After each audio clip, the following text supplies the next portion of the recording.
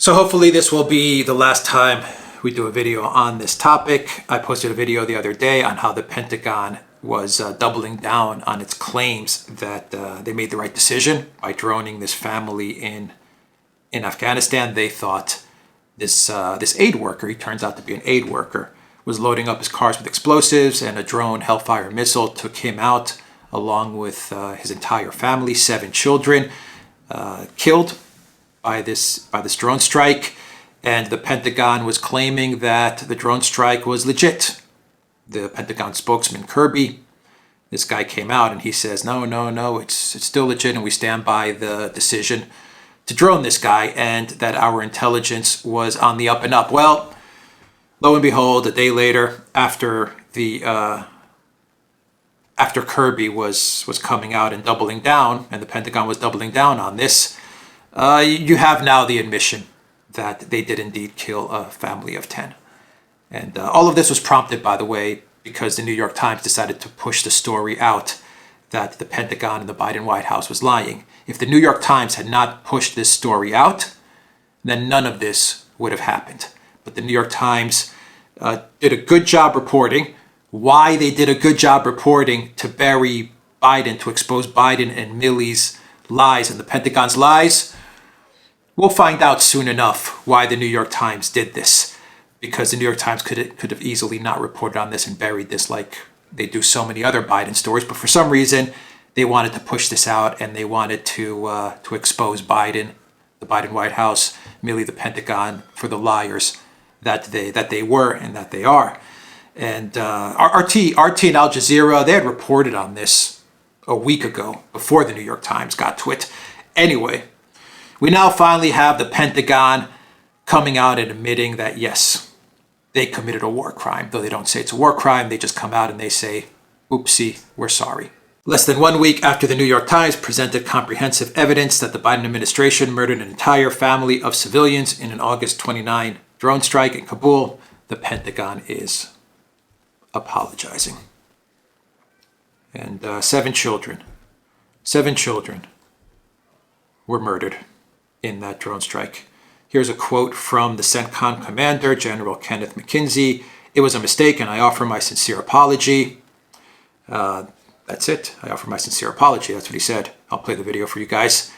They said that they failed to hit a suspected Islamic State militant and instead droned the family of a U.S. NGO aid worker, Zemari Ahmadi, killing 7 children and 3 adults. Here's the video of CENTCOM Commander General Kenneth McKenzie saying, "It was a mistake. I offer my sincere apology."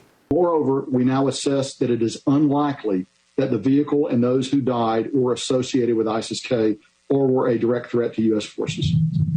I offer my profound condolences to the family and friends of those who were killed. This strike was taken in the earnest belief that it would prevent an imminent threat to our forces and the evacuees at the airport. But it was a mistake, and I offer my sincere apology. As the combatant commander, I am fully responsible for this strike and this tragic outcome. Okay, so that is the video. CENTCOM Commander General Kenneth McKenzie. "I am fully responsible for the strike of this tragic outcome." Basically, what's happening here is they got McKenzie to take the blame for this. Maybe he volunteered to take the blame, but instead of throwing the blame on Biden, on Milley, McKenzie comes out and he says, well, this was under my watch, and so I'm going to take the blame. As the combat commander, I am fully responsible for this strike and this tragic outcome. And that is how they're going to end this entire saga. This entire war crime, which it is a war crime, is with General Kenneth McKenzie saying, I'll take the heat for this. Usually you would compensate, I imagine the government, the United States, would probably compensate the family of Ahmadi, but I don't think there's any family left. I think they droned everybody. 7 children killed. So this is how it all ends, a simple apology. No one fired, no one resigns, nothing. Nothing, at least up until I'm doing this video, no one has resigned. Milley is still there. McKenzie, where's your resignation? Since you're the one that has decided to fall on your sword for this. take the blame. Where's your resignation? Nothing. What a tragic story this is. What a disgraceful story this is. This was all because Biden and Milley and the Biden White House wanted to look like it was tough and it was doing something after the disastrous Afghanistan pullout, after the debacle at the airport and getting American citizens out, for which you still have American citizens in there. You still have American citizens in Afghanistan. After the Kabul terrorist attack from the Special K, after all these things, the White House decided to cook up a couple of drone strikes. The first drone strike, they said they got a planner and a facilitator. They don't give us the name of those people. Complete bullocks, malakias. Who knows who they droned? A planner and a facilitator. Yeah, right.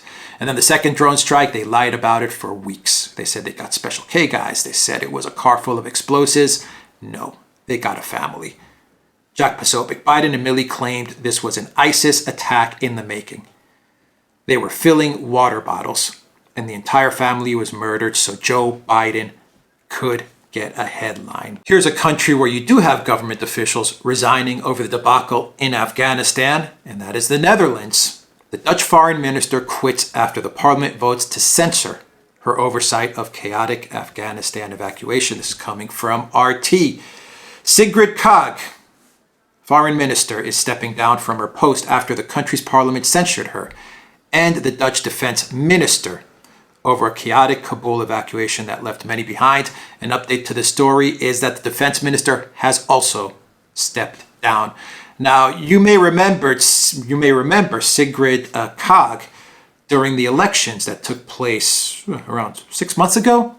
She was part of the party, I believe it's called the D66 party. Correct me if I'm wrong, if my memory serves me correct. Anyway, they had a surge in their support during those elections, and she has that now famous viral photo where she's dancing on the table. She became the foreign minister, and she was partly in charge of the debacle in Afghanistan, and so she stepped down, rightly so. And the defense minister at first wasn't going to step down. The defense minister wasn't going to step down, but after pressure and after Kaag stepped down, well, now the defense minister has decided to step down. This is what Kaag said. Your chamber has decided the cabinet acted irresponsibly. The minister must go if her policy has been rejected. Yeah, they censured her. The parliament didn't mean that they fired her or anything like that. They just basically said, we don't have confidence in your ability to do your job. And rightly so, she excused herself, which is what should happen in the United States as well. Someone should resign. Someone should get fired. Defense Minister Ank Billeveld, I hope I'm pronouncing that correctly. When this story came out about Kaag, the defense minister said, I'm not stepping down. But now the defense minister has decided to step down after pressure. So there you go. At least you have some people, some government officials in a country taking some sort of accountability. I'm not a fan of Kaag's, nor am I a fan of her party, but at least she stepped down, which was the right thing to do after the parliament shows no confidence in her and her abilities to act as foreign minister. And the same goes for the Dutch defense minister.